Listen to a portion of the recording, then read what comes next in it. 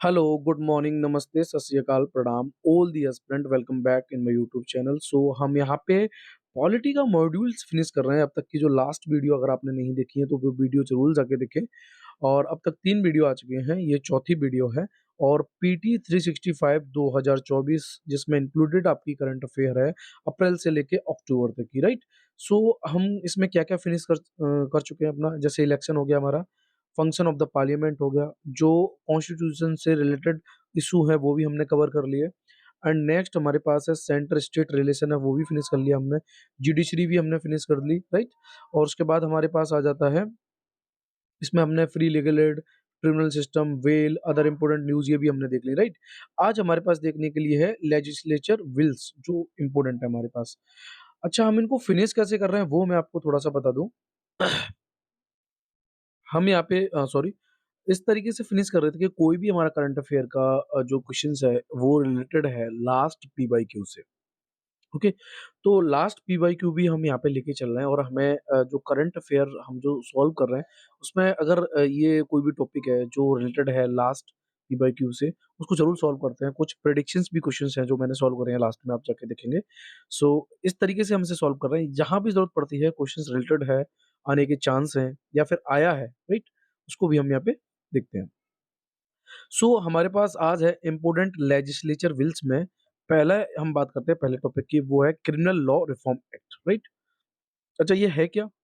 ये 3 लॉ बनाए गए जिसको पार्लियामेंट ने 2023 में पास किया। ये इफेक्ट में आए 1 जुलाई 2024 को। क्लियर कट है। भारतीय न्याय संहिता 2023 जो है वो एक्चुअली में इंडियन पीनल कोड आईपीसी 1860 को रिप्लेस करके बनाया गया।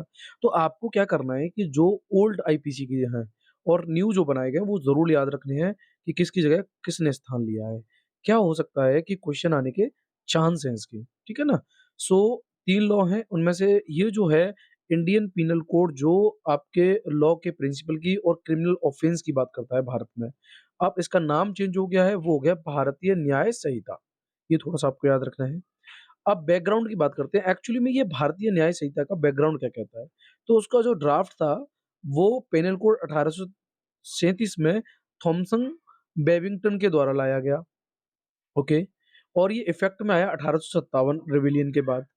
अच्छा, इसके बाद इसमें क्या-क्या इंक्लूड करा गया? जैसे आपका ऑफेंस अगर वुमेन के अगेंस्ट हो रहा है वो, फूड, अल्टरेशंस, डेथ पेनल्टी, ये सारी इंक्लूड की गई आफ्टर आईपीसी 1860। ओके। अच्छा, अब जो न्यू वाला है उसमें क्या-क्या प्रोविज़न है वो भी देख लेते हैं। ये पहली बार होगा कि कम्युनिटी सर्विस है as one of the punishment for a पेटी ऑफेंस। पेटी ऑफेंस का मतलब है छोटा-मोटा। अगर छोटा-मोटा ऑफेंस भी हुआ है तो कम्युनिटी यू कंसीडर पूरी कम्युनिटी को एज़ अ पनिशमेंट मिलेगी।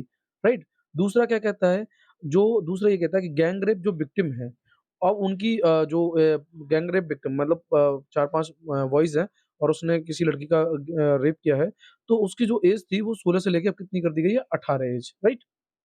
आगे तीसरा टॉपिक क्या कहता है, अब देखिए भारतीय न्याय संहिता की बात हो रही है तो कुछ-कुछ मेन-मेन टॉपिक आपको समझने हैं। हालाँकि ये सारा याद नहीं करना होता है, ना ही रट्टा मारना होता है।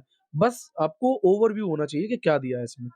अब जैसे यहाँ पे दिया है कि अगर सेक्सुअल इंटरकोर्स हो रहा है with a woman by deceit fit meanings. Deceit fit meaning का मतलब है कि आपने किसी औरत को झांसा दिया कि भाई मैं आपसे शादी करूंगा और आप उसके साथ सेक्सुअल इंटरकोर्स करते रहे, राइट। सो क्या होगा, इसके लिए भी ये जो है ये फॉल्स प्रॉमिस में जाएगा और इसके लिए भी आपको सजा मिलेगी, राइट। उसके बाद है हमारे पास, ये रिमूव करता है क्या, ऑफेंस ऑफ द सेडिशन। अब इसकी जगह वो पेनलाइज क्या क्या करेगा, जैसे जो ऑफेंस ऑफ सेडिटिएशन है उसमें कुछ चीज़ें और पेनलाइज़ कर दी गई हैं। जैसे अगर आप एक्साइटेडमेंट करते हैं secession, armed rebellion and the subversions activities को लेके।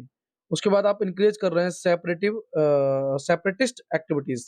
जैसे कहीं आपने यूनिवर्सिटी में या कई बार देखा होगा कि भारत के टुकड़े होंगे या बहुत सारे ये एक्चुअली में स्लोगन दिए गए थे या नहीं दिए गए थे। तो ये जो है ये भी इसमें इंक्लूड होंगे, है ना? उसमें भी आप पेनलाइज़ होंगे।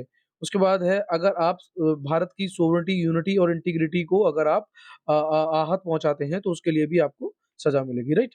अच्छा, उसके बाद फिर हम देख लेते हैं ये डिफाइन क्या करता है? ये ऑर्गेनाइज्ड क्राइम को डिफाइन करता है, एनी कंटिन्यूइंग अनलॉफुल एक्टिविटी। अगर अनलॉफुल एक्टिविटी हो रही है जैसे किडनैपिंग है, एक्सटॉर्शन है, कॉन्ट्रैक्ट किलिंग है एंड ग्रेविंग है एंड साइबर क्राइम है, ये सब ऑर्गेनाइज्ड क्राइम में आएँगे। क्लियर कट है? अच्छा, राइट, आगे देखते हैं फिर क्या है हमारे पास?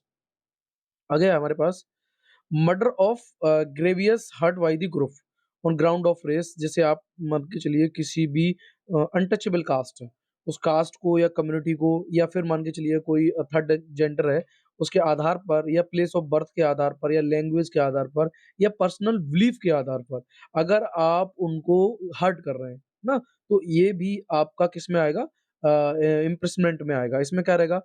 देखिए यहाँ पे देख रहे हैं आप, डेथ और life imprisonment and fine in case of murder. अगर आप मर्डर करते हैं तो आपको फाइन देना पड़ेगा और इम्प्रिसमेंट भी होगी, राइट? इम्प्रिसमेंट जो होगी वो 7 साल से लेके फाइन भी होगा और आपका in case of grievous hurt, right?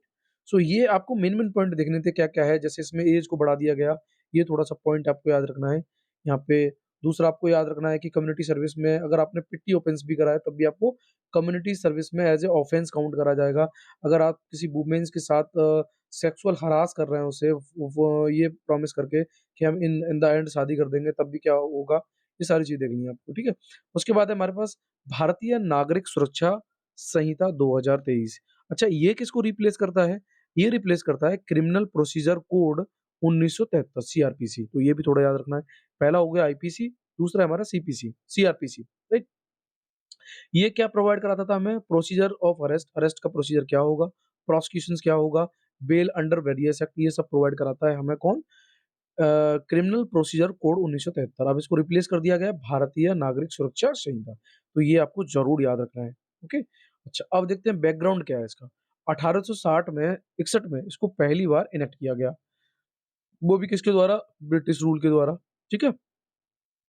उसके बाद क्या है, इसमें और भी अमेंडमेंट हुए, जैसे 1898 में हुआ, 1923 में हुआ, 1955 में हुआ, बट इसे फाइनलाइज़ कर दिया गया 1973 में, कमीशन ऑफ इंडिया एक्ट के थ्रू, ठीक है? अच्छा, अब हम बात करते हैं इसके प्रोविज़न की, क्या-क्या प्रोविज़न है इसमें। सबसे पहली बात ये है कि डिटेंशन होगा अंडर द ट्रायल। पहली बार अगर आपने ऑफेंस करा है, who have completed 1/3 of the maximum period of imprisonment shell be release on the bond. देखिए, पहली बार अगर आपने ऑफेंड करा है, फर्स्ट टाइम ऑफेंडर हो और आपने कंप्लीट करा है 1/3 of the maximum period of सज़ा का, आपने 1/3 पोर्शन्स कंप्लीट करा है, तो आपको वारंट करके रिलीज़ कर दिया जाएगा कि ठीक है भई, आप जा सकते हैं। ये थोड़ा-सा याद रखना है। दूसरा क्या है, अगर एक एक्यूज़्ड है, उसने स्पेंड करा है कितना? मैक्सिमम पीरियड ऑफ इम्प्रिजनमेंट, मतलब सज़ा का उसने मैक्सिमम पीरियड जो है स्पेंड करा है, तो क्या है? तो specified on offence he shall be released by the court on bail, उसको बेल पे कोर्ट के द्वारा छोड़ा जा सकता है। अच्छा, इसमें क्या-क्या इंक्लूड नहीं होगा वो थोड़ा हम समझ लेते हैं। भारतीय नागरिक सुरक्षा संहिता में पहली बार, this does not apply to offence punished by the death. अगर आप डेथ हो गई, life imprisonment and person against whom proceeding are pending in more than one offence. देखिए, इन लोगों को एप्लीकेबल नहीं माना जाएगा भारतीय नागरिक सुरक्षा संहिता में। सुरक्षा मतलब कह सकते हैं आप डिटेंशन की सुरक्षा करना, ठीक है ना? किसी भी कैदी की सुरक्षा करना। तो देखिए, किसी को पनिश किया गया है डेथ के लिए या जीवन कारावास मिला है उसे, ठीक है ना? या फिर उसने एक से अधिक वो ऑफेंस में ज़्यादा इंक्लूडेड है, तो उन लोगों को कोई भी सुरक्षा नहीं मिलेगी इसके अंतर्गत। ये फर्स्ट पॉइंट आपको याद रखना है। तो यहाँ पे मैंने आपको डैश वैसे भी कर रखा है रेड में। ओके। मेडिकल एग्ज़ामिनेशन की बात करते हैं। कोई भी पुलिस ऑफ़िसर है, वो कैन रिक्वेस्ट मेडिकल एग्ज़ामिनेशन। कोई भी पुलिस ऑफ़िसर है, वो रिक्वेस्ट कर सकता है मेडिकल एग्ज़ामिनेशन की ऑफ एक्यूज़्ड की in a certain cases including rape case, जिसमें रेप केस भी शामिल है। अब आ जाता है हमारे पास फोरेंसिक इन्वेस्टिगेशंस, तो मैंडेटरी है किसके लिए? For offence punishment with at least 7 year of the imprisonment, इसमें 7 साल की सज़ा होगी। अच्छा, आगे देखते हैं हम। ये रिकमेंडेड हुआ था, ये अभी मैंने बताया सीआरपीसी। स्पेसिमेन नमूने कुछ जैसे इकट्ठे करे जाएँगे, जैसे magistrate to order any person to provide specimen signature उनसे लिए जाएँगे, हैंडराइटिंग की ली जाएगी, फिंगर इम्प्रेशन लिए जाएँगे, बॉस सैंपल लिए जाएँगे। ये सब जो है इसी के सुरक्षा संहिता के अंतर्गत लिए जाएँगे। टाइमलाइन ऑफ द प्रोसीजर की बात करेंगे तो क्या टाइमलाइन है भैया? फॉर एन इंस्टेंट तुरंत होना चाहिए। For instance submission of the medical reports to investigation officer, giving judgement, informing victims of the progress of investigation and framing of the charge, ये सारी चीज़ें टाइमलाइन के अंतर्गत आती हैं, राइट? आगे हमारे पास मेन पॉइंट याद रखने हैं, सारा हमें रट्टा नहीं मारना, ना समझना है हमें। ठीक है? इसलिए ये नहीं मैं लाइन टू लाइन पढ़ूँ आपको, बस बताता जा रहा हूँ क्या इम्पोर्टेंट है, क्या नहीं। भारतीय साक्ष्य अधिनियम, अब साक्ष्य तो वो कोई ऐसा वर्ड ले लेंगे हम एविडेंस वाला, तो याद बना रहेगा हमें कि इंडियन एविडेंस एक्ट 1872 आईईए, इसको रिप्लेस करके लाया गया भारतीय साक्ष्य अधिनियम, राइट? इसमें क्या था, ये admissibility of evidence in a court in a civil and criminal proceeding, तो दोनों में ये क्रिमिनल या सिविल प्रोसीडिंग में एविडेंस की बात करता है। इसके बैकग्राउंड की बात करेंगे तो उसको इनेक्ट किया गया 1872 में, कंसोलिडेट करके कौन सा law related to evidence on the which court held conclude and pronounce the judgement, है ना, उसके लिए। ओके, आगे, admissibility of the electron or digital record as the evidence will have same legal effect as the paper record। देखिए अब वो पुराना था इंडियन एविडेंस एक्ट, तो उस टाइम तो पेपर वर्क होता था, बट अभी न्यू में क्या प्रोविजन है कि भाई डिजिटल रिकॉर्ड्स को भी यू कैन से दैट, या इलेक्ट्रॉनिक या डिजिटल रिकॉर्ड्स जो भी हैं उनको एज अ एविडेंस माना जाएगा। क्लियर कट है? अलाउ ओरल, अगर आपने ओरल एविडेंस दिया है to do to be given electronically, for example आपने कोई भी फ़ोन पे कोई बात है आपने रिकॉर्ड करके दे दी, तो वो भी आपका एज़ ए एविडेंस माना जाएगा। It include statement made before the court by the witness in the relation of the fact inquiry, ये क्लियर हो गया। अच्छा, जॉइंट ट्रायल की बात क्या है इसमें? Trial of the multiple person का ट्रायल चल रहा है, where an accused has absconded, जहाँ पे मतलब जो एक्यूज्ड है वो तो भाग गया, और has not responded to arrest warrant, और वो अरेस्ट वारंट का भी कोई भी रिस्पॉन्ड नहीं कर रहा है, तो ये क्या होगा, will be treated as a joint trials, और ये किसकी तरह ट्रीट किया जाएगा, जॉइंट ट्रायल की तरह। A joint trial refer to trial more than one person for the same offence, तो जॉइंट ट्रायल का मतलब क्या है, trial for the more than one person, मतलब एक से अधिक पर्सन को ट्रायल मिल रहा है फॉर द सेम ऑफेंस के लिए, राइट। आगे हमारे पास digital personal data protection act 2023, ये हमारे पास क्या इंपॉर्टेंट है, क्या इंश्योर करेगा, वो चीज़ हम देख लेते हैं। तो सबसे पहली बात है कि इसका एम है रेगुलेट करना जो भी डिजिटल पर्सनल डेटा है ना, उसको, और ये इंश्योर करता है कि इंडिविजुअल के जो राइट टू प्रोटेक्ट अपने डेटा को, मतलब अपने डेटा को प्रोटेक्ट करने का भी ये इंश्योरिंग देता है digital personal data protection act. Okay, अच्छा, अब हम आ जाते हैं इसमें इम्पोर्टेंट चीज़ें क्या है हमारे पास। सबसे बड़ी बात ये है कि एप्लीकेबिलिटी क्या होगी, तो इसके लिए एप्लीकेबिलिटी होगी processing of digital personal data जो इंडिया के अंतर्गत होना चाहिए, पहली बात। दूसरा, इन अ डिजिटल फॉर्म में होना चाहिए, ज़रूरी नहीं है वो डिजिटल में हो, नॉन डिजिटल फॉर्म में भी होना चाहिए, क्लियर कट है। Processing of personal data outside India, तो प्रोसेसिंग जो है वो आउटसाइड इंडिया है, बट वो इंडियन पर्सन्स है, तो वो भी होगा इसमें include, if it is for offering good service of India के लिए है। अब इसमें अप्लाई क्या नहीं होगा वो देखते हैं, अभी हमने पढ़ा था। तो क्या है, personal data processed for any personal purpose, ये एप्लीकेबल नहीं होगा। पर्सनल डेटा है जिसको पर्सनल पर्पस के लिए प्रोसेस्ड किया जा रहा है, तो वो आपका इसमें इंक्लूड नहीं होगा digital personal data protection act में, राइट।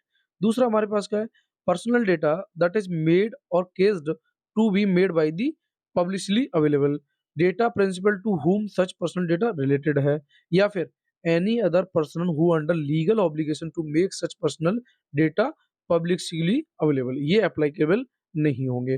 कंसेंट किसकी चाहिए, कंसेंट चाहिए चिल्ड्रन या पर्सन जो डिसेबल है उसकी कंसेंट चाहिए, क्लियर है। एक मिनट। तो कंसेंट किसकी चाहिए भाई, तो पर्सनल डेटा के लिए कंसेंट चाहिए चाइल्ड की, डिसेबिलिटी की, और ये प्रोवाइड किसके द्वारा की जाएगी, पेरेंट और लीगल गार्जियन के द्वारा, राइट। और जो कंसेंट होगी वो will not require for legitimate users, legitimated मतलब वैध यूजर्स के लिए ये कंसेंट की आवश्यकता नहीं है। जैसे इसमें प्रोविजन है benefit of service by the government, भाई गवर्नमेंट कोई आपको बेनिफिट या सर्विस देगी तब आपको अपने you can say that consent की आवश्यकता नहीं है, और मेडिकल इमरजेंसी के लिए। ओके, आगे हमारे पास data protection board of India, ये क्या है भाई, board member will be appoint by the, दो दो साल के लिए उन्हें चुना जाएगा, और ये एलिजिबल भी होंगे रीअपॉइंटमेंट के लिए। ओके, अपील जो होगी इसके डिसीजन की, वो लाई करेगी किस पे, telecom dispute settlement appellate tribunals, यानी कि TDSAT, राइट। ये थोड़ा सा आपको याद रखना है। और आगे देखते हैं फिर क्या हमारे पास इंपोर्टेंट चीजें देख रहे हैं। क्रॉस बॉर्डर ट्रांसफर, तो allow transfer of personal data outside India accept the country restricted by the government, तो आउटसाइड इंडिया जो है उनके पर्सनल डेटा को भी अलाउ करेगा, बट उनको नहीं करेगा जो गवर्नमेंट के द्वारा रेस्ट्रिक्टेड कर दिए गए हैं देश। ओके, पेनल्टी क्या लगेगी, पेनल्टी जो होगी इसमें वेरियस ऑफेंस के लिए 200 करोड़ भी हो सकती है। नॉन फुलफिलमेंट ऑब्लिगेशन किसके लिए होगा? चिल्ड्रंस के लिए होगा। और 250 करोड़ होगी फेलियर के to take security measure to the prevent data breach. Okay, चलिए आगे हमारे पास public examination prevention of unfair means rules. अब देखिए ये क्या भी है, ये क्या है कि एग्जाम होता है, कई बार आपने देखा होगा कि भाई कोई भी एग्जाम किसी भी कंपनी ने कंडक्ट कराया, उसके बाद उसकी आंसर की रिलीज हो गई, आने से पहले ही रिलीज हो गई, वो लीक हो गई, यू कैन से दैट, या फिर मान के चलें पेपर उसका लीक हो गया, तो उसके लिए ये एक्ट बनाया गया, ठीक है ना। उसमें क्या क्या समझने वाली बात है, पहले सबसे पहले हम ये समझ लेते हैं public examination prevention of unfair act 2024 क्या कहता है। अनफेयर का मतलब क्या है? इंक्लूड अनऑथराइज तरीके से आपने एक्सेस किया, लीक किया क्या क्वेश्चन पेपर को, आंसर की को, assisting a candidate during a public examination, tampering with the computer network resource, conducting fake examination. तो ये सारे किस में आएंगे? अनफेयर मीन्स में। पहले तो आपको ये समझना है। अच्छा, अब इसके लिए क्या सजा होगी वो देखते हैं। For personal resorting to unfair means, imprisonment for the term not less than 3 year, ये 3 ईयर से कम नहीं होगा, बट विच इसको 5 साल के लिए भी एक्सटेंड किया जा सकता है, विद अ फाइन जिसपे कितनी लगेगी? लगभग 10 लाख रुपए। क्लियर कट है। दूसरा ये हो गया आपने पर्सनल रिसोर्टिंग के लिए अनफेयर किया है, तब अगर आपने सर्विस प्रोवाइडर जैसे आपने किसी का एग्जाम देने की कोशिश की, एनी पर्सन या ग्रुप ने बुलाया आपको, तब क्या होगा? तो आप पे फाइन लगेगा लगभग 1 करोड़ तक का। Proportion cost of examination cell also be recovered from it. इससे आपसे क्या क्या रिकवर किया जाएगा? जो कॉस्ट ऑफ एग्जामिनेशन है वो भी आपसे रिकवर की जाएगी। और ये सारे ऑफेंस हैं वो कॉग्निजेबल होंगे। कॉग्निजेबल का मतलब होता है पुलिस जो है अरेस्ट करेगी विदाउट वारंट आपको, ये भी समझना है। इसमें आपको बेल नहीं मिलेगी, नॉन बेलेबल होंगे, नॉन कंपाउंडेबल होंगे। नॉन कंपाउंडेबल का मतलब होगा जो कंप्रोमाइज होता है between the victims and accused is not allow होगा इसमें, ही आपको समझना है। पब्लिक एग्जामिनेशन की बात करेंगे तो means any examination conducted by the public examination authority के द्वारा as a specified in the schedule में जो दिया गया है, conducted by the such other authority as may we notify the central government. Okay, अच्छा अब हुआ क्या है, ये न्यूज़ में क्यों है? यूनियन मिनिस्ट्री है personnel public grievance and pension, इसने नोटिफाई किया कि रूल जो होगा under the public examination prevention unfair act 2024, जिसको फोर्स में लाया गया जून 2024 से। ओके, अच्छा ये अभी मैंने पढ़ाई दी आपको क्या होगा। Provide for the venue in charge to take appropriate action including filing of FIR if a prima facie का मतलब है प्रथम दृष्टि में केस ऑफ अनफेयर मींस और offence in conducted by public examination in reported, यही बात अभी हमारी चल रही थी, ठीक है ना। चलिए इंपोर्टेंट चीज निकालनी है हमें। फिर हमारे पास आ जाता है टेलीकम्युनिकेशन एक्ट 2023। ये क्या है भैया? Multiple section of telecommunication act के ये अभी इफेक्ट में आए हैं 2023 से। सो क्या है टेलीकम्युनिकेशन के बारे में थोड़ा सा हम पढ़ते हैं। इसका एम क्या है? इसका एम है कि भाई ये अमेंड करेगा, amend law relating to development, expansion, operation, telecommunication service and telecommunication network, जिसको गाइडेड किया गया principle of inclusion, security, growth and responsiveness. तो इन सब में इनको गाइडेड किया जाता है, जैसे इंक्लूजन क्या है, सिक्योरिटी क्या रहेगी, ग्रोथ क्या रहेगी, रेस्पॉन्सिवनेस क्या रहेगा। और ये रिपील करता है Indian Telegram act 1885 and Indian wireless Telegram act 1933। तो इन दोनों एक्टों को रिपील करता है टेलीकम्युनिकेशन एक्ट 2023। ओके, अच्छा आगे देखते हैं फिर हम। असाइनमेंट ऑफ स्पेक्ट्रम, स्पेक्ट्रम का असाइनमेंट कैसे होगा? स्पेक्ट्रम जो होगा वो अलोकेट होगा through the auctions for the specified uses on an administrative basis के आधार पर। अच्छा, स्पेसिफाइड पर्पस जो जिसमें क्या क्या होगा? नेशनल सिक्योरिटी होगी, डिफेंस होगी, disaster management, weather forecasting, transport, satellite service, ये सारी इसमें स्पेसिफाइड पर्पस होंगे, ठीक है। और पहली बार क्या होगा? Administrative allocation will be done by spectrum for the satellite broadband service in line with the global norms के आधार पर। अब राइट टू वे फ्रेमवर्क क्या है? ये जो ग्रांटेड होगा वो नॉन डिस्क्रिमिनेटरी होगा और नॉन एक्सक्लूसिव बेसिस पर होगा। प्रोटेक्शंस ऑफ द यूजर के लिए क्या होगा? सेंट्रल गवर्नमेंट जो है वो प्रोवाइड करेगी मीजर टू प्रोटेक्ट यूजर्स, ठीक है ना। और इसमें क्रिएशन किया जाएगा D registration, do not disturb registration. Okay, expand scope of universal service obligation fund जो है वो कहाँ से होगा? वो होगा डिजिटल भारत निधि से होगा, ठीक है? जो कि अंडर में है किसके? सेंट्रल गवर्नमेंट के में है और ये फंड जो होगा वो सपोर्ट करेगा क्या-क्या? Research, development of telecommunication service, technology, product and pilot project ये सब को सपोर्ट करेगा ये वाला फंड और ये कहाँ से होगा? डिजिटल भारत निधि से, ओके? उसके बाद हम बात करते हैं इसमें एक्टिविटी क्या होंगी? तो prior authorisation of the central government needed to provide, operate, maintain and expand new telecommunication service and the process radio equipment. अच्छा ओटीटी प्लेटफ़ॉर्म होंगे, ये रेगुलेट नहीं होंगे किसके द्वारा? टेलीकम्युनिकेशन एक्ट 2023 के द्वारा। तो ये आपके लिए एमसीक्यू इम्पोर्टेंट क्या बन जाता है? हो सकता है आपसे क्वेश्चन ये पूछे कि OTT platform will be regulated by the telecommunication act 2023 तो आप यहाँ क्लियर बताएँगे कि ये नहीं होता है, राइट? अब आ जाता है इंटरनेट शटडाउन। इंटरनेट शटडाउन जो है लगभग 60 बार करा गया 2024 में और ये लोएस्ट है लगभग 8 साल में है, ठीक है ना? इंटरनेट शटडाउन किस वजह से होता है? तो इंटरनेट शटडाउन आखिर में किया क्यों जाता है? मतलब इंटरनेट को बंद करना, टेम्परेरी पर्पज़ के लिए, इतना समझ सकते हैं। तो नेशनल सिक्योरिटी के लिए, ठीक है ना? सोशल अनरेस्ट के लिए, प्रिवेंट चीटिंग के लिए, सिक्योरिटी एंड पब्लिक ऑर्डर के लिए। तो आपको ये ज़रूर याद रखना है कि इंटरनेट शटडाउन होता क्यों है? तो उसके बेसिस क्या है, क्या वजह है? तो national security, prevent social unrest, prevent cheating and security और पब्लिक ऑर्डर्स, ठीक है?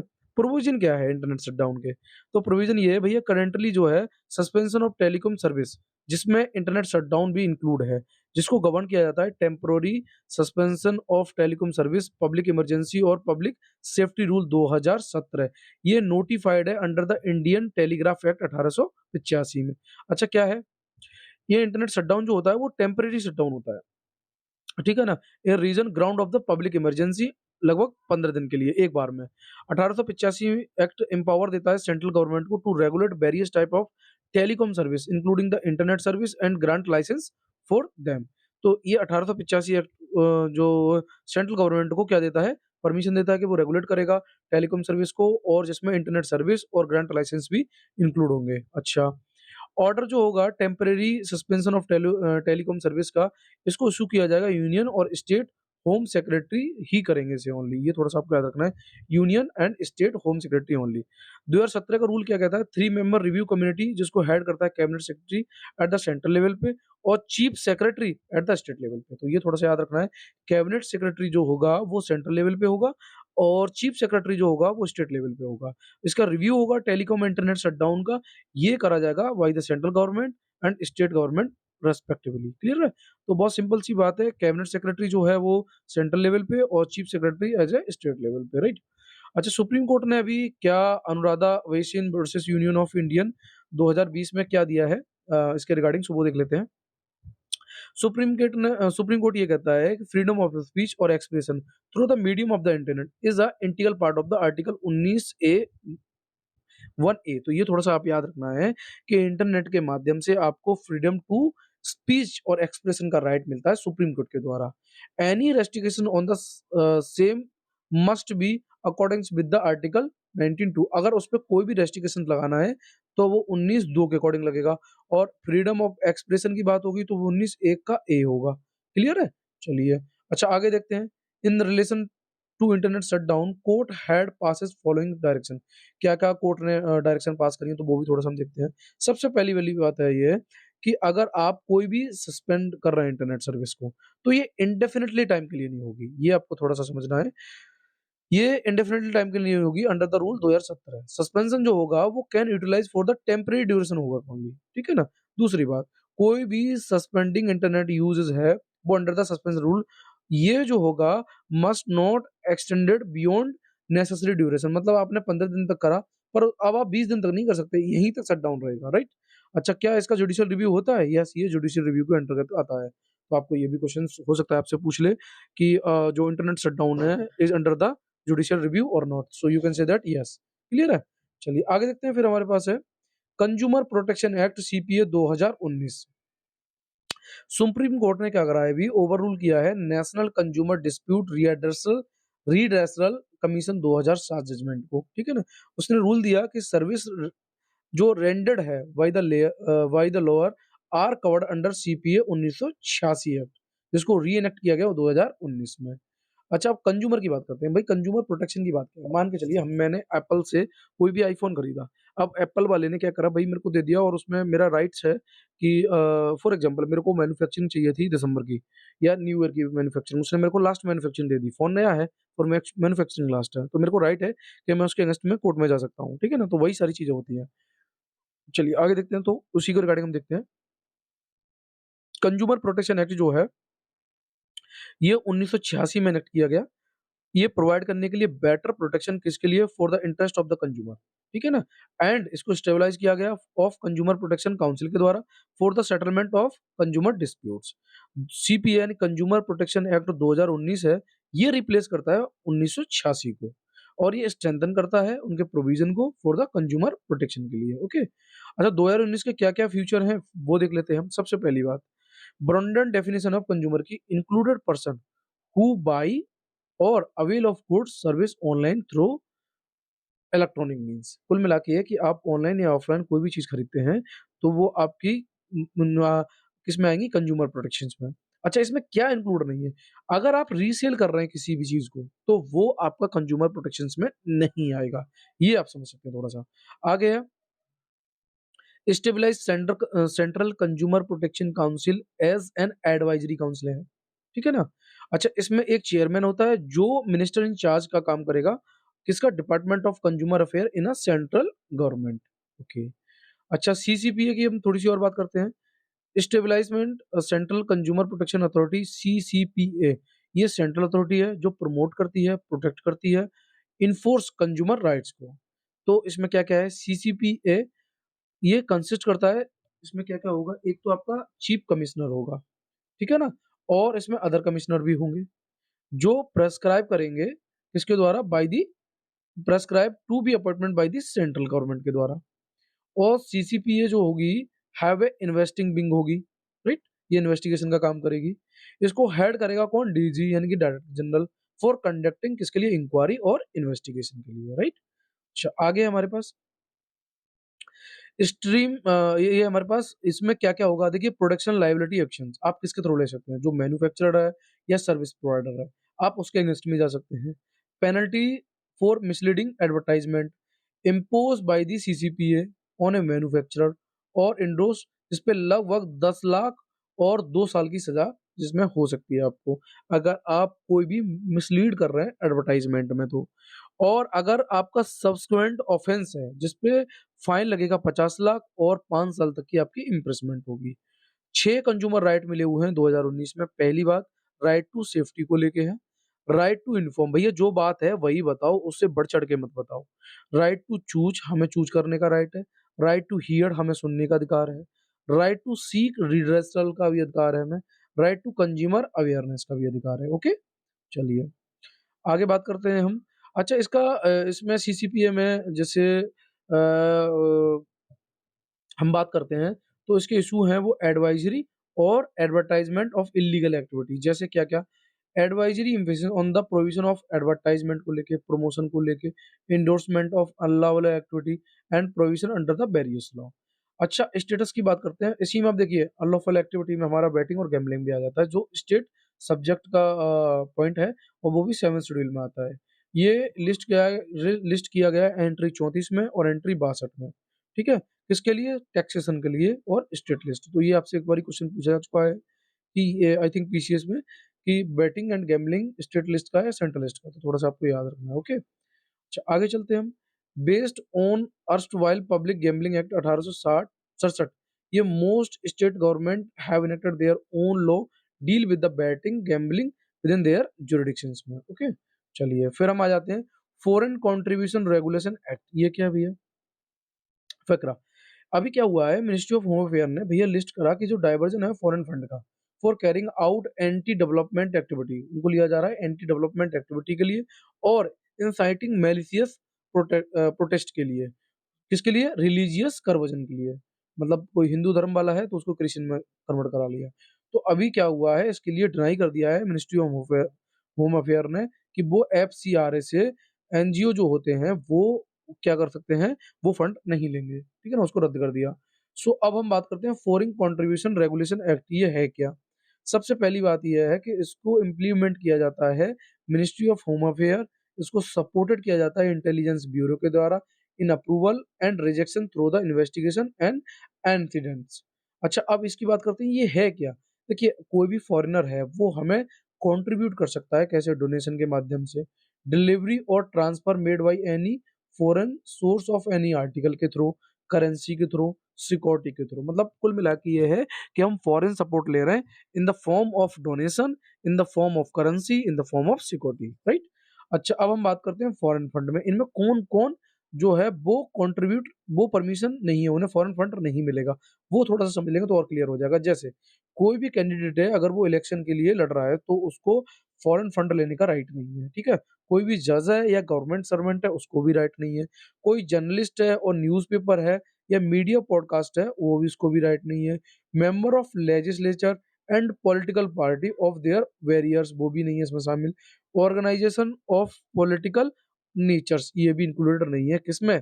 फॉरेन कॉन्ट्रीब्यूशंस फंड को लेने में। तो ये थोड़ा सा आपको समझ के चलना है, राइट? इसमें प्रायर परमिशन आपको लेनी पड़ेगी फॉरेन फंड के through the registration with the mandatory रहेगा इसमें आधार सबमिशन हर ऑफिस वियर के लिए जो कि एनजीओ चला रहा है, राइट? अच्छा, आगे आ जाता है हमारे पास फैक्टर अकाउंट की बात करेंगे तो इसके लिए आपको अकाउंट खुलाना पड़ेगा एसबीआई, जो कि न्यू दिल्ली में है, ठीक है ना? No fund other than foreign contribution, मतलब कोई भी फंड जो है वो फॉरेन कंट्रीब्यूशन का वो रिसीव या डिपॉजिट किया जाएगा, ठीक है ना? Can't be transfer of any person और एनजीओ, जो कि किसी भी पर्सन और एनजीओ को ट्रांसफर नहीं किया जाएगा। आप लेना चाह रहे हो तो आप ही को मिलेगा। वैलिडिटी क्या होगी इसकी रजिस्ट्रेशन की? 5 साल होती है। NGO are expected to apply for the renewal within 6 month में। ये थोड़ी-थोड़ी बातें आपको याद रखनी है।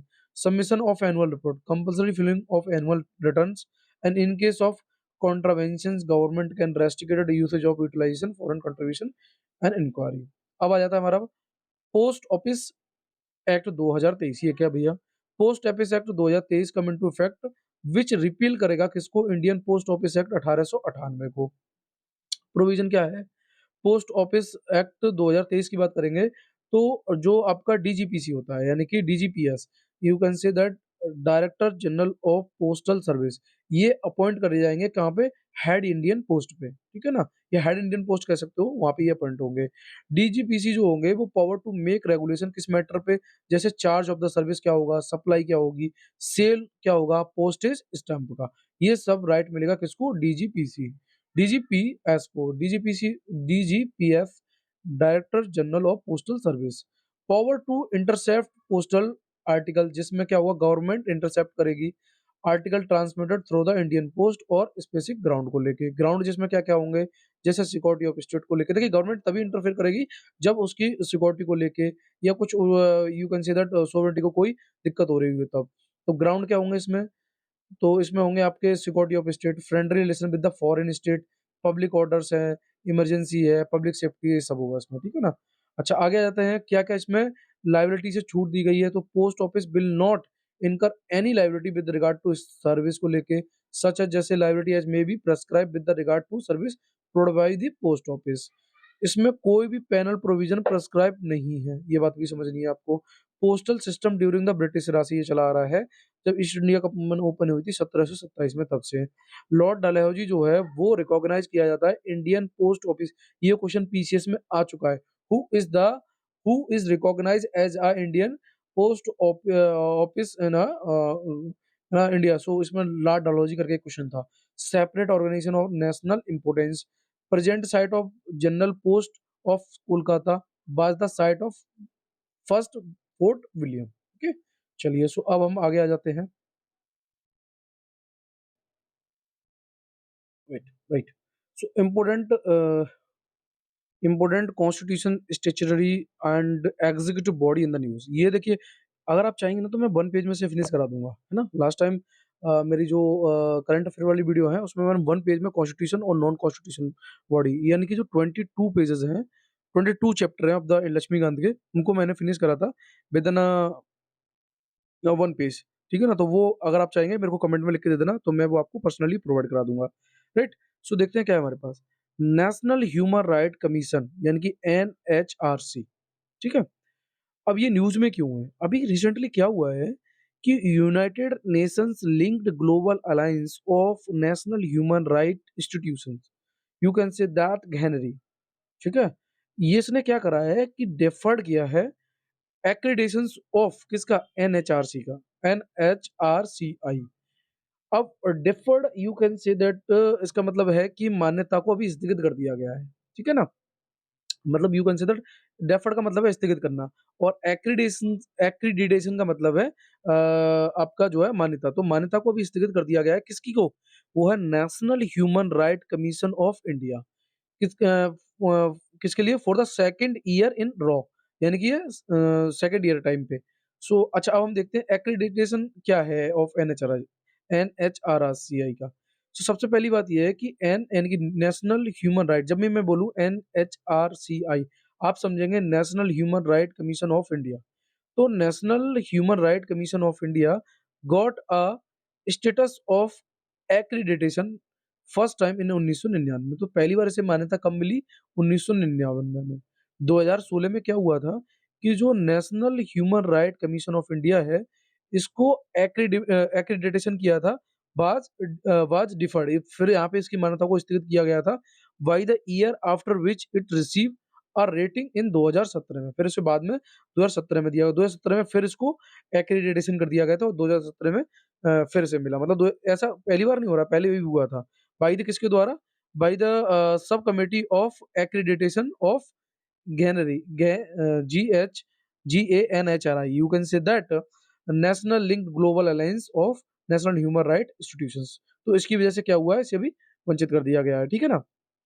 अच्छा, दूसरा 2023 में क्या हुआ था, जो एक्रेडिटेशन है ऑफ द एनएचआरसी है वाज डिफर्ड। भाई इसकी मान्यता को क्यों जो है स्थगित किया गया? तो उसका कारण था द करंट एक्रेडिटेशन था गैलरी का is deferred due to lack of diversity in staff में जो स्टाफ की कमी है, दूसरा लीडरशिप की कमी है और इनसफिशिएंट है क्या पे एक्शन और प्रोटेक्ट करने के लिए मार्जिनलाइज्ड ग्रुप को, इसीलिए इसको भी स्थगित कर दिया गया। ठीक, अब हम थोड़े से इसके बारे में पढ़ते हैं कि भाई ये जो है global alliance of national human right institutions जो GANHRI है, ये है क्या?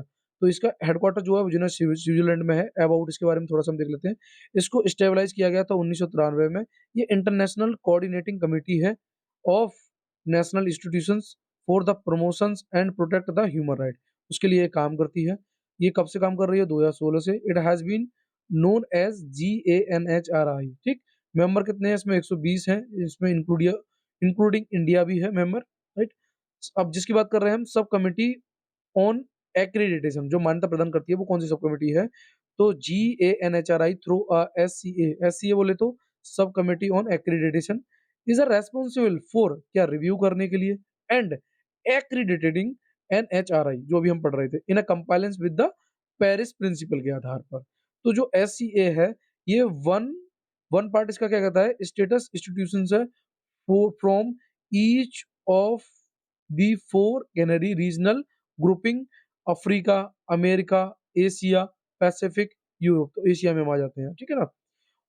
ऑफिस की बात करेंगे of the high commission for the human right का, ये परमानेंट ऑब्जर्व करता है on the SCA and serve as the secretariat के रूप में भी काम करता है, ठीक है? चलिए, अब हम इसके बारे में पढ़ते हैं। अपना नेशनल ह्यूमन राइट कमीशन जो इंडिया है, इसका हेडक्वार्टर कहाँ है? तो उसका कहाँ है? जिनेवा, स्विट्जरलैंड में। ये थोड़ा सा याद रखना है आपको। जो वर्ल्ड लेवल पे है, इंडिया लेवल पे उसका हेडक्वार्टर कहाँ है? दिल्ली में है। तो अब इसको हम फिनिश करते हैं। सो सबसे पहली बात, इसकी ये स्टैट्यूटरी बॉडी है।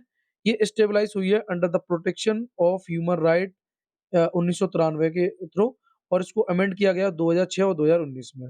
अच्छा, उसके बाद हम बात करते हैं प्रोटेक्शन ऑफ ह्यूमन राइट, यानी कि PHRA 1993। ये डिफाइन करता है ह्यूमन राइट को एज अ राइट जो रिलेटेड है किससे? लाइफ से, लिबर्टी से, इक्वलिटी से, डिग्निटी से। मतलब कुल मिला के है कि एक इंडिविजुअल की जो जीवन है, उसकी स्वतंत्रता है, उसकी इक्वलिटी और डिग्निटी है, ये सब ह्यूमन राइट ही तो है ना भाई। किसी के साथ भेदभाव ना हो, किसी के साथ जो पहले चला करता था कि भाई आप अनटचेबल हो, हम आपसे बोलेंगे नहीं या आपको हम बैठने नहीं देंगे, तो उन सबको प्रोटेक्ट करने का काम करता है ये समझना है आपको बस, ठीक है? दीज राइट्स जो है वो गारंटीड किए जाते हैं किसके द्वारा? इंडियन कॉन्स्टिट्यूशन के द्वारा, और इनको एम्बॉडीज किया जाता है इंटरनेशनल कन्वेंशन के द्वारा, और इनको इन्फोर्स किया जाता है कोर्ट ऑफ इंडिया के द्वारा, ठीक है ना? इतना समझना है आपको। अपॉइंटमेंट की बात करते हैं तो इसमें कौन-कौन होता है national human right commission of India में? इसमें एक चेयरपर्सन होगा, मेंबर ऑफ कमीशन होंगे, जिनको अपॉइंट किया जाएगा प्रेसिडेंट ऑफ इंडिया के द्वारा। इनको रिकमेंड कौन करेगा? कमिटी करेगी, जो हेड कर रहा होगा प्राइम मिनिस्टर, ठीक है ना? अब प्राइम मिनिस्टर जो हेड कर रहा है उसमें कौन-कौन होगा? तो स्पीकर ऑफ लोकसभा होगा, मिनिस्टर ऑफ होम अफेयर होगा, लीडर ऑफ अपोजिशन इन अ लोकसभा और राज्यसभा। भाई इनको इसलिए रखा जाएगा, जब आपने क्या करा, एक प्राइम मिनिस्टर रख लिया। अब प्राइम मिनिस्टर है तो उसकी पार्टी के ही लोग रहेंगे, तो अपोजिशन का भी तो कोई होना चाहिए ना। तो यहाँ अपोजिशन भी होगी और डिप्टी चेयरमैन ऑफ राज्यसभा होगा। तो ये आपको समझना है। देखिए, स्पीकर होगा एंड डिप्टी चेयरमैन होगा, बाद बाकी ये लोग होंगे। तो ये प्राइम मिनिस्टर इनको हेड कर रहा होगा, ये एक कमेटी होगी जो चूज़ करेगी, ठीक है ना? चेयरपर्सन और मेंबर जो होंगे कमीशन के, ठीक है ना? और इसमें ये कमेटी जो है रिकमेंड करेगी इसको प्रेसिडेंट को कि भई क्या करना है और क्या नहीं करना है। तो विदाउट प्रेसिडेंट नहीं कर सकता, ये भी पॉइंट आपको याद रखना है कि प्रेसिडेंट को रिकमेंड करने के लिए कमेटी चाहिए जिसको हेड कर रहा हो प्राइम मिनिस्टर, और इसमें कौन-कौन होगा? ये लोग होंगे। तब चेयरपर्सन और मेंबर चुने जाएँगे किसके? नेशनल ह्यूमन राइट कमीशन के, क्लियर है? टेन्योर की बात करते हैं तो चेयरपर्सन और मेंबर जो होते हैं नेशनल ह्यूमन राइट कमीशन का, इनका 3 साल होता है, जब तक कि उनकी एज 70 साल नहीं हो जाए, ठीक है? ये समझना है आपको। और जो चेयरपर्सन और मेंबर होंगे ये एलिजिबल होते हैं किसके लिए? रीअपॉइंटमेंट के लिए। ये भी याद रखना है आपको। ये नहीं है कि भई वो एक बार अपॉइंट हो गए तो दोबारा नहीं होंगे। येस, हो सकते हैं भई।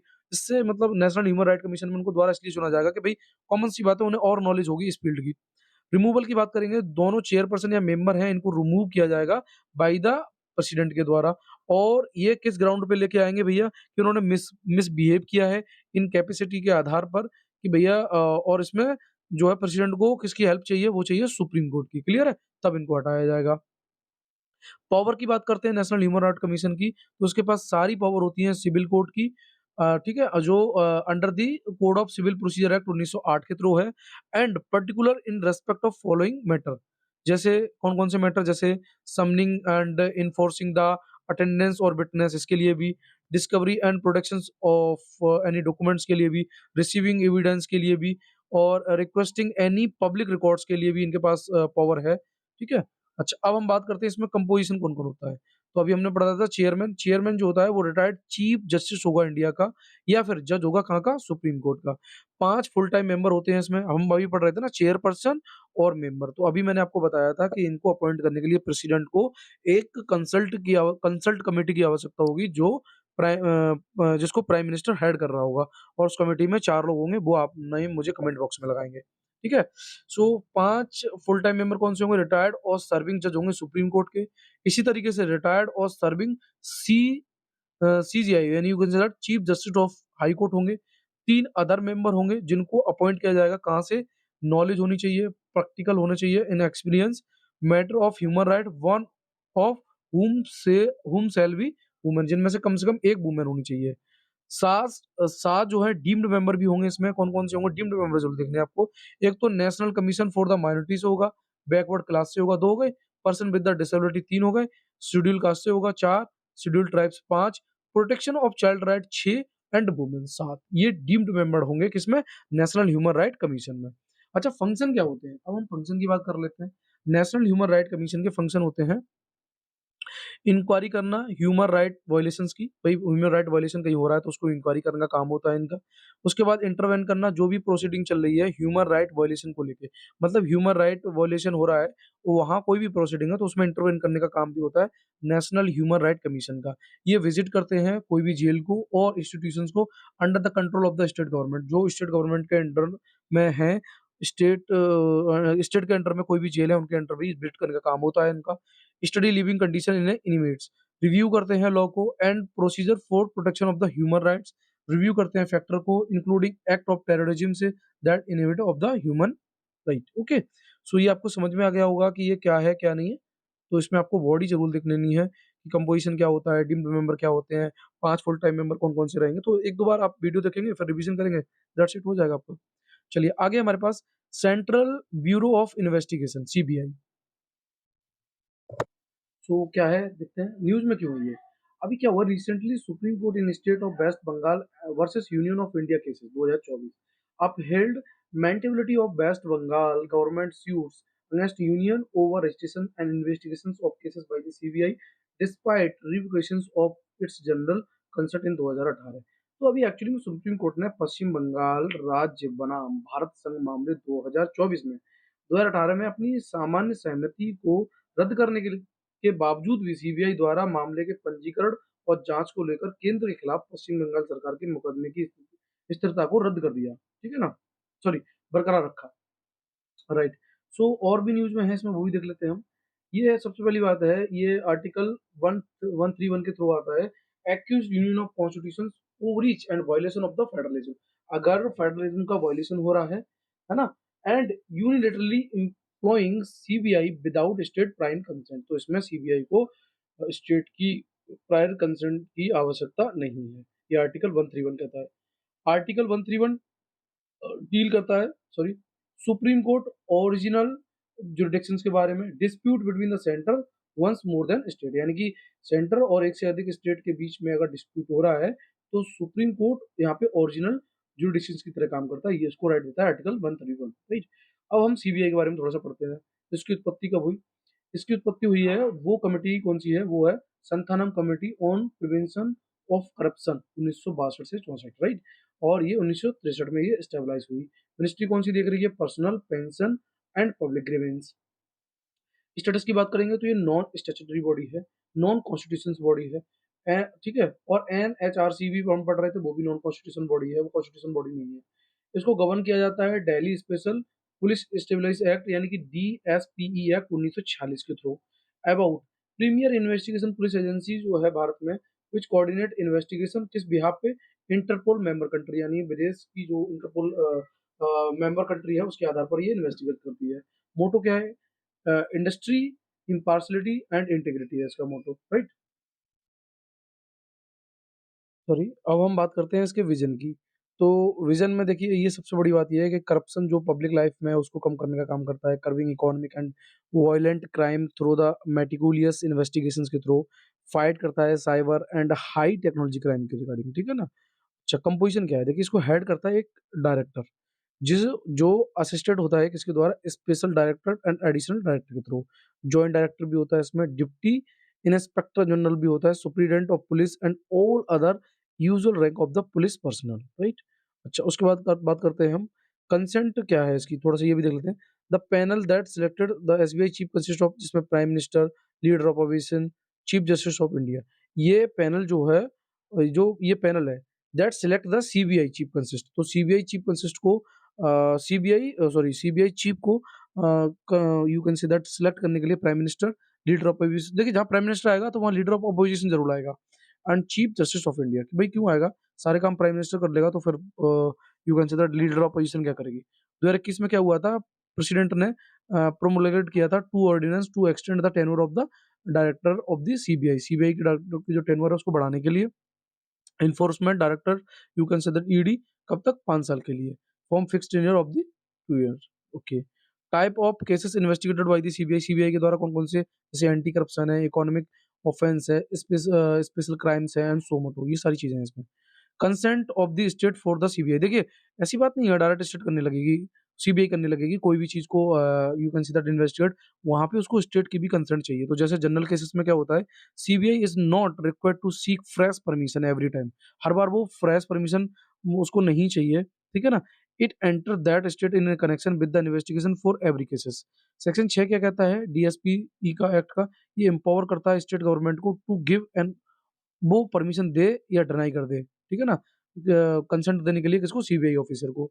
स्पेसिफिक में क्या होता है? CBI would have to apply to state government in every cases. हर केसेस में क्या है कि सीबीआई जो है वो अप्लाई करेगी, भैया हम इन्वेस्टिगेट करना चाहते हैं इन योर स्टेट। राइट। सो आगे हमारे पास, अब है हमारे पास लोकपाल। लोकपाल के बारे में बात करते हैं। ये क्या होता है भैया? देखिए, ये एक्चुअली में एक इसके अंदर में क्या होता है, जैसे एंटी करप्शन है, कोई भी सर्वेंट है, पब्लिक सर्वेंट है और वो कोई भी करप्शन कर रहा है, तो उस करप्शन को यू कैन से दैट हमें कंट्रोल करने के लिए हमें लोकपाल की जरूरत पड़ती है, ठीक है ना? ये कह सकते हो आप। तो वही सारी चीजें हैं। तो अभी क्या हुआ है, रिसेंटली क्या हुआ है, recently Lokpal of India has establish an inquiry wing. Inquiry wing अभी बनी है अंडर द सेक्शन 11, ठीक है ना? Lokpal and Lokayukta act 2013। तो कुल मिला के ये है कि अभी इंक्वायरी विंग को इनेक्ट किया गया है, और इससे पहले 2 विंग थी, सॉरी 1 विंग थी जिसका नाम था प्रोसिक्यूशन विंग। तो ये थोड़ा-सा आपको याद रखना है, इंक्वायरी विंग और अभी लेटेस्ट जो है ये अभी इंक्लूडेड है इन लोकपाल में, उससे पहले थी प्रोसिक्यूशन विंग्स। तो हम इनको देखने से पहले थोड़ा-सा और देखते हैं, क्या है पहले लोकपाल ये समझ लेते हैं। सबसे पहली बात सबसे पहली बात ये है कि लोकपाल की जो उत्पत्ति है, वो एंटी करप्शन ओम्बड्समैन जैसे बैंक के लिए होता है। बैंक वाला कोई भी कर्मचारी अगर काम नहीं कर रहा है, तो वहाँ पे ओम्बड्समैन काम करता है at a central level.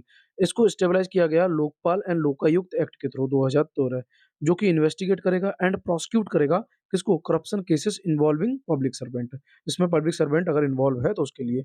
Both first and second जो एडमिनिस्ट्रेटिव रिफॉर्म कमीशन एआरसी है रिकमेंडेड करता है stabilize of Lokpal institutions. Lokayukta की बात करेंगे तो वो उसके लिए देखिए लोकपाल वो होता है सेंट्रल लेवल पे, लोकायुक्त होता है स्टेट लेवल पे, ठीक है?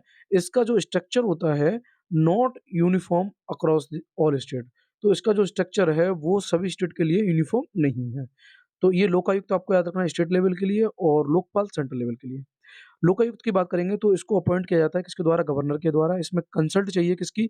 With the CGI of state high court right and leader of opposition in state legislative assembly.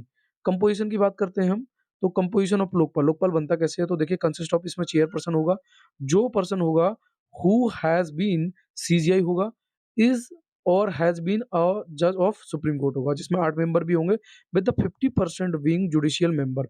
इनको अपॉइंट किया जाएगा किसके द्वारा? प्रेसिडेंट के द्वारा, ठीक है ना? तो अभी ये नहीं हमें देखना कि ये जैसे दिया है जस्टिस पिनाकी घोष चंद्रा 2019 ये फर्स्ट लोकपाल थे और justice M Khanwilkar is a current Lokpal. तो ये तो आपको नहीं याद रखना, ये हमसे नहीं पूछा जाता है यूपीएससी में, बट हाँ, पीसीएस लेवल एग्ज़ाम में पूछा जा सकता है। चेयरपर्सन और मेंबर जो हैं वो अपॉइंट किए जाते हैं आफ्टर ऑब्टेनिंग किसकी रिकमेंडेशन से? सिलेक्शन कमिटी जब रिकमेंड करेगी उसके आधार पर। जो टर्म होता है इनके ऑफिस का वो 5 साल होता है, ठीक है? और एज कब तक? 70 साल तक। उसके बाद हम बात करते हैं on ceasing of hold office अगर इनके ऑफिस को सीज़ करने के लिए हमें chairpersons and every member shall be ineligible for reappointment. तो ये हाँ, रीअपॉइंटमेंट के लिए इनएलिजिबल हैं as a chairperson of member of Lokpal, ठीक? अच्छा हम बात करते हैं कंपोज़िशन क्या है? इसकी कंपोज़िशन क्या है सिलेक्शन कमिटी ऑफ लोकपाल के लिए? तो देखिए प्राइम मिनिस्टर होगा इसके लिए, जो सिलेक्शन कमिटी में, speaker of house of the people member होंगे इसमें, leader of opposition in house of the people member होंगे, सीजीआई एंड जज ऑफ सुप्रीम कोर्ट जिनको नॉमिनेट किया गया है मेंबर के रूप में एंड वन इमिनेंट जूरिस्ट होगा जो प्रख्यात जूरिस्ट होगा, जो नॉमिनेट किया गया है किसके द्वारा? प्रेसिडेंट के द्वारा। तो ये कंपोजिशन होती है सिलेक्शन कमिटी की किसके लिए? लोकपाल के लिए, ठीक है? However a member shall be eligible to appointment as a chairperson. कुल मिला के एक मेंबर जो है वो चेयरपर्सन के अपॉइंट के लिए एलिजिबल है लोकपाल के लिए if his total tenure does not exceed 5 year जब जब उसका 5 साल नहीं बचा है, ठीक है? अभी हम बात कर रहे थे कौन-सी इंक्वायरी विंग की, इसको अभी सजेस्ट करा गया है, उससे पहले प्रोसिक्यूशन विंग थी। तो ये क्या करेगी भई? इंक्वायरी विंग आप इसके नाम से लगा पा रहे होंगे कि ये इंक्वायरी करने का काम करेगी। So conduct a parliamentary inquiry into any offence को लेके कोई भी ऑफेंस है तो उसके लिए ये पार्लियामेंट इंक्वायरी करेगी और एलिज्ड करेगी to have been committed by a public servant publish under the prevention of corruption act 1988। इसकी जो इंक्वायरी है वो रिपोर्ट की जाएगी किसको? लोकपाल को विदिन 60 डेज़। इसको हेड कौन करेगा? ये करेंगे director of inquiry under the Lokpal chairpersons. Director जो होंगे वो विल बी जिनको असाइन किया जाएगा या असिस्टेड किया जाएगा 3 लोगों के द्वारा। कौन-कौन होगा? एक होगा superintendent of police, SP general होगा और एसपी इकोनॉमिक एंड बैंकिंग होगा, ठीक है? एंड एसपी साइबर ये इसी के साथ ही होंगे, ठीक है? 3 लोग असिस्ट करेंगे किसको? डायरेक्टर को जो हेड कर रहा होगा किसको? लोकपाल चेयरपर्सन्स को। ईच एसपी जो होंगे वो इनको असेट किया जाएगा किसके द्वारा? इंक्वायरी ऑफिसर्स के द्वारा और अदर स्टाफ के द्वारा। ऑल पावर जो होंगी सिविल कोड की जो किसके अंदर में आएँगी? Code of civil procedure act 1908 right? Prosecution wing की बात करेंगे तो इसको हेड कर रहा होगा कौन? डायरेक्टर ऑफ प्रोसिक्यूशंस और for the prosecutions of the public servant in relation to any complaints by the Lokpal right? So अब देखिए इसी तरीके से है हमें समझना था कि प्रोसिक्यूशन विंग क्या कह रही है, इंक्वायरी विंग क्या कह रही है, तो ये थोड़ा-सा आपको समझना है। और director of prosecution shall file a case ये मतलब केस को भी फाइल करेगा based on the investigations report before the special court. Special court के इन्वेस्टिगेशंस से पहले and prosecute public servant in relation to any offence punished under the PCA 1988 ठीक है? जुरिडिक्शंस हैं जो लोकपाल के जो एलिगेशंस करते हैं करप्शन को लेके ठीक है ना? वो है इसमें, वो थोड़ा-सा आप देख सकते हैं। बट अपने लिए जो इम्पोर्टेंट था वो हमने देख लिया। पावर क्या दी है लोकपाल को वो देख लेते हैं। Superintendence and direction over any central investigation agency including CBI for case refer to them Lokpal. Issue appropriate direction to public servant ये भी है।